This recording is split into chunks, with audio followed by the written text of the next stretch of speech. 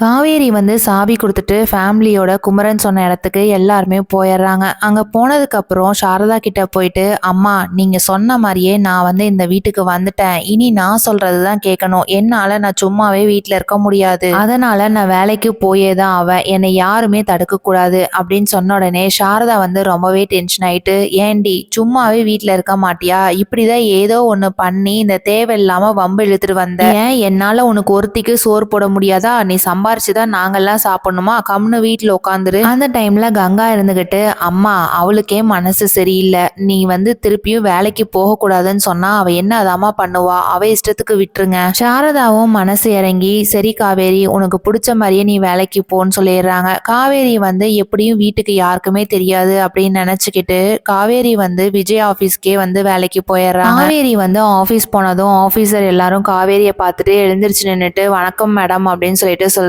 காவேரி வந்து எதுவுமே பேசாம கண் கலங்கிட்டு உள்ள போறாங்க. விஜய் வந்து அழுதுகிட்டே வீட்டுல இருந்துகிட்டு ஆபீஸ் போகாம இருக்காங்க. அந்த டைம்ல கம்பெனில இருக்கவங்க ஒருத்தவங்க போன் பண்ணிட்டு, சார் மேடம் வந்து ஆபீஸ் வந்திருக்காங்க. விஜய்க்கு இது கேட்ட உடனே சந்தோஷம் தாங்கல. உடனே தாத்தா பாட்டி கிட்ட சொல்லிட்டு, நான் இப்போ உடனே ஆபீஸ் கிளம்பணும் அப்படின்னு சொல்லிட்டு அவசரமா கிளம்பி போறாங்க. அங்க போனதும் காவேரியை பார்த்துட்டு விஜய் வந்து பயங்கரமா அழுறாங்க. காவேரி வந்து இந்த ஆபீஸ்ல கண்டினியூ பண்ணுவாங்களா இல்ல டிஸ்கண்டினியூ பண்ணுவாங்களாங்கிறத வெயிட் பண்ணி பார்க்கலாம். தேங்க்யூ.